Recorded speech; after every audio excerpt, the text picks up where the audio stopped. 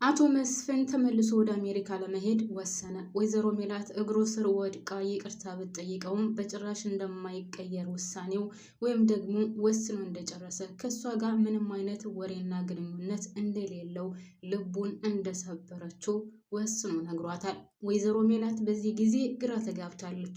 እኔ ተናድጄ ነው እንደዛ የተናገርኩት፣ እባክህ ይቅርታ አድርግልኝ ብትለውም ተይ እንጂ ልቤን እንደዛ ሰብረሹ እንዴት አድርጌ ነው ይቅርታ ማደርግልሽ?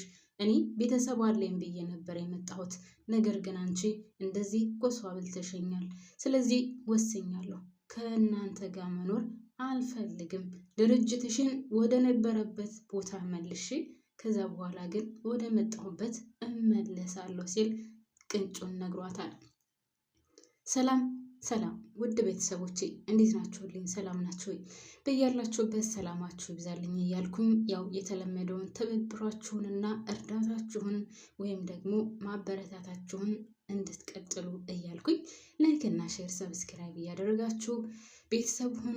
ቤተሰቦች ደግሞ ላይክ ማድረጋችሁን አትርሱ እና የአቶ መስፍንን ውሳኔ እንደታያችሁት አቶ መስፍን አሁን ከወይዘሮ ሜላት ጋር ያለውን ግንኙነቱን የወሰነና የቆረጠ ይመስለኛል። ወንድ ልጅ ቆረጠ የሚለውን ጋብዣዋለሁ። በነገራችን ላይ አሁን አቶ መስፍን ቆርጧል። እስከ ዛሬ ድረስ ምንም ብትናገር ያን ያክል ቦታ ሰጥቶ ብዙም አይከታተላትም ነበር። ነገር ግን የዛሬው ንግግሯ ውድ ቤተሰቦቼ ወይም ደግሞ በክፍል 141 ላይ የተናገረቻቸው ንግግሮች በጣም ከባዶች ናቸው። ከዛ በኋላ ሀናን ደውላ እባክሽን ቶሎ ድረሺ፣ አባትሽ ችግር ላይ ሆኗል ብላታለች። አባቷ ጥሏት እንደሚሄድና ወይም ደግሞ ጥሏቸው እንደሚሄድ እግሩ ስር ወድቃ ይቅርታ ብትለውም በጭራሽ ሊሰማት እንዳልቻለ ለሀኒቾ ነግራታለች። ሀናም ምን ተናግረሽ ነው በዚህ ደረጃ ተጣልታችሁ ነው አይደል ብላ ስትጠይቃት፣ አዎ ነገር ውስጥ ተጣልተን ነው፣ እኔም በሱ ቦታ ብሆን እሱ ያደረገውን ነበር የማደርገው፣ የተናገርኩት ቃላት ጥሩ አልነበረም ብላለች። አምናለች ወይዘሮ ሜላት የተናገረችው ንግግር ጥሩ እንዳልሆነ። በዛ ላይ አቶ መስፍን እባክህን ምሳ በልተህ ሂድ እባክህን ብትለውም በጭራሽ ጊዜ የለኝም፣ አንቺ ጋር ማወራበትም ቁጭ ብዬ ምሳ መበላበትም ጊዜ የለኝም ብሎ ወንድ ልጅ ቆረጠ የሚለውን ቆርጦ ትቷት ወጥቷል። የዛ ጊዜ ተናዳለች። መቼም የቤት ነበር የሚባለው የኢትዮጵያ መዳም ሆኖ የሌላው ሀገር መዳም በቤተሰቦቻቸው ሲናደዱ ንደታቸውን ሰራተኛ ላይ ነው የሚወጡትና ድንብላል ለምግቡን አቅርቢ እያለች ትጮኻለች። ድንብላል እኮ የለችም። ሲቀጥል ደግሞ ምግቡን አቅርቧ ማን እንደሚበላው ነው። ባሏ ትቷት ይሏል። መቼም በዛ ንደት ውስጥ እሷ ምግቡን አትበላውም። እንደው ድንብላል ከፊት ለፊቷ ብትሆን መቼም ጭንቅላቷን ብላ ባልገላገለቻት ነበር። ደግነቱ ድንብላል አልነበረችም። ለሀና ደውላ ጠርታት ነሀና ቶሎ ድረስ ተብላለች። ሀና ደግሞ እዛ ላይ አሴር ጋር ቁጭ ብላ ነበር። አሴር ጋር ተመካክረው ወደ ኤልያስ ለመሄድ ነበር። እናቷ ስትደውልላት ቶሎ ድረስ ስትላት በቃ ወደ እናቴ መሄድ አለብኝ ስትለው አሴርም በጣም ተናዶ እንዴት ወደ እናቴ እሄዳለሁ ትያለሽ? ኤልያስ ጋር ልንሄድ ተመካክረን አልነበር? ወስነሽ እኮ ነው የመጣሽው ሲላት አላቅም እናቴ ጥሩ አትመስለኝም፣ ጥሩ ሁኔታ ላይ አይደለችም ስትለው አሴርም እውነታውን ነው የተናገረው። ኤልያስም እኮ ጥሩ ሁኔታ ላይ አይደለም፣ ስለተጎዳ ነው እኮ አብረን ልንሄድ የተባባል ነው። ስለዚህ እንዴት ቤተሰቦችሽን በእኛ ትቀይሪያለሽ? ለምንስ እንደዛ ታደርጋለች ሲላት እናቴ ትቀድማለች ነው ያለችው። እናቴ ትቀድማለች፣ እናቴ ቶሎ ነው ብላኛለች፣ እናቴ ጋር ሄዳለሁ ስትለው እናቴና ስትለው አንቺ ሲጀመር እናትሽ ናት። ነገር ግን ሰላምም ሆነ ምናሴ ቢደውሉልሽ እኛን በእነሱ ተክተሽ ትተሽን ነው የምትሄጂው። ስለዚህ አንቺ የማትረቢ ነሽ ብሎ ነው ትቷት የሄደው ማለት ነው አሴር። እሷም አሴር ብትለው በጭራሽ ሊሰማት አልቻለም። እንግዲህ አሴርም በጣም ተቀይሟታል፣ እዝራም በጣም ተቀይሟታል፣ አሁን ኤልያስም ተቀይሟታል። በነገራችን ላይ ሀና ራሷ አሁን ያለችበት ሁኔታ በጣም ከባድ ነው ቤተሰቦች። ምክንያቱም እዝራም ደውሎ ላገኝሽ ፈልጋለሁ፣ በምፈልግሽ ሰዓት አላገኝሽም እያለ እየጨቀጨቃት ነው። አሴርም ቢሆን እንግዲህ ተበሳጭቶባታል። ቤተሰቦችሽን አስቀድመሻል እዝራ አሴር ማነው ስሙ ኤልያስ እንደዛ እየተጎዳ እንደዛ በጣም መጥፎ ሁኔታ ላይ ያለ እናትሽን አስፈልጥሻል። ሰው አንቺ ለማንም ቦታ የለሽም፣ በቃ ከአሁን በኋላ ከአንቺ ጋር ምንም አይነት ግንኙነት እንዲኖረኝ አልፈልግም ብሏታል ማለት ነው። እንግዲህ የሀና ነገርም አሳሳቢ ነው። በነገራችን ላይ በተለይ ዝራ ጋር ያላትን ግንኙነት ዝራ በጣም ተስፋ እየቆረጠባት ነው። ከሱ ጋር ጊዜ እያሳለፈች አይደለም። ሲገናኙ እመነኝ እኔ አንተን እወዳለሁ አፈቅራለሁ ትለዋለች። ግን አንድ ሰው የሚወድና የሚያፈቅር ከሆነ በዚህ ደረጃ የእሱን ተቃራኒ ማስጠበቅና ደጅ ማጸናት አለበት ብዬ አላስብም። እና ሀና ያለችበት ሁኔታ ከባድ ነው። ሲቀጥል ውድ ቤተሰቦች እንግዲህ ያው አቶ ቃለአብ ተላላኪ ሰራተኛው አለች። ይቺ ተላላኪ ሰራተኛው ስለ ወይዘሮ ሜላት ለእያንዳንዷ ነገር እንግዲህ በደንብ አጥንታ ለሱ እየነገረችው ነው። አቶ ቃለአብ ግን አይያዝም እንዴ? አይ ፖሊሶች፣ አሁንም የኢትዮጵያ ፖሊስ እኮ ድንጋይ ራስ ናቸው ማርያምን።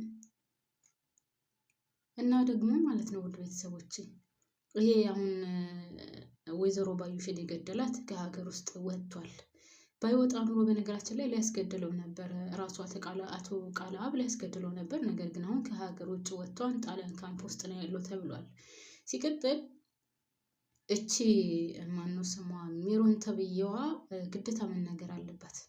ያለበለዛ ግን ወይም ደግሞ ወይዘሮ ሜላት ራሱ ምናሴ ያመጣላትን ሀሳብ እንዴት ሄዳ ፖሊሶቹ ጋር እንደማትጠይቅ አላውቅም።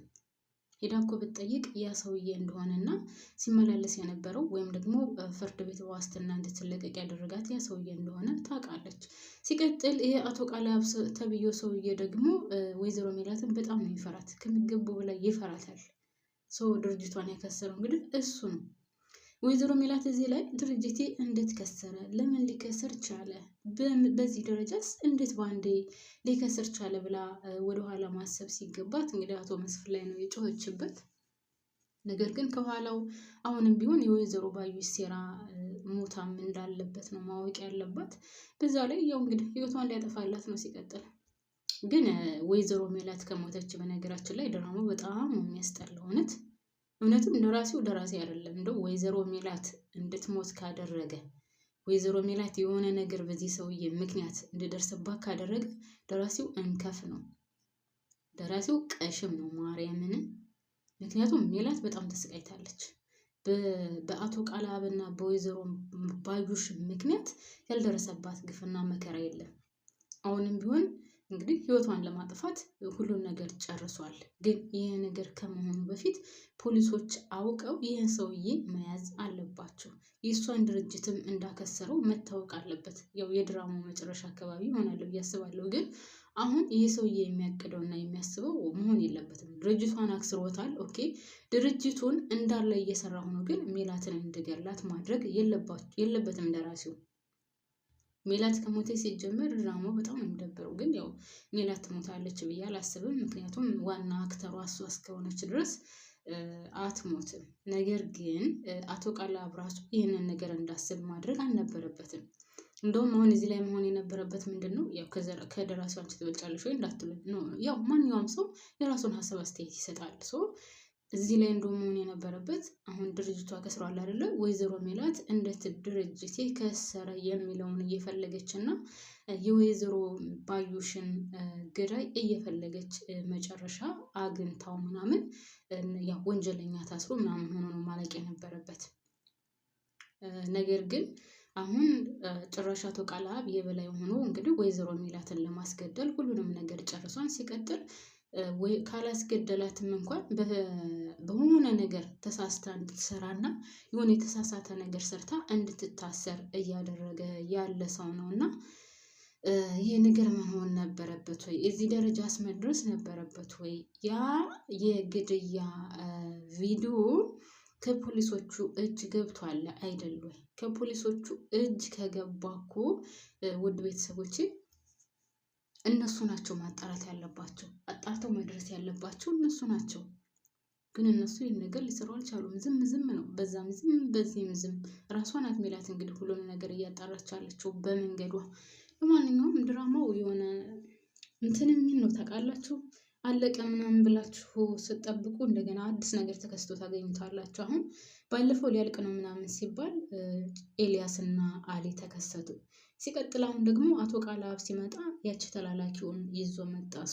ድራማው ገና ይቀጥላል ማለት ነው። ለማንኛውም እኔ እዚህ ላይ ያበቃለሁ። ሀሳብ አስተያየት ካላችሁ አካፍሉኝ። እወዳችኋለሁ፣ አከብራችኋለሁ። ላይክ ማድረጋችሁን አትርሱ ማሮችዬ። ባባይ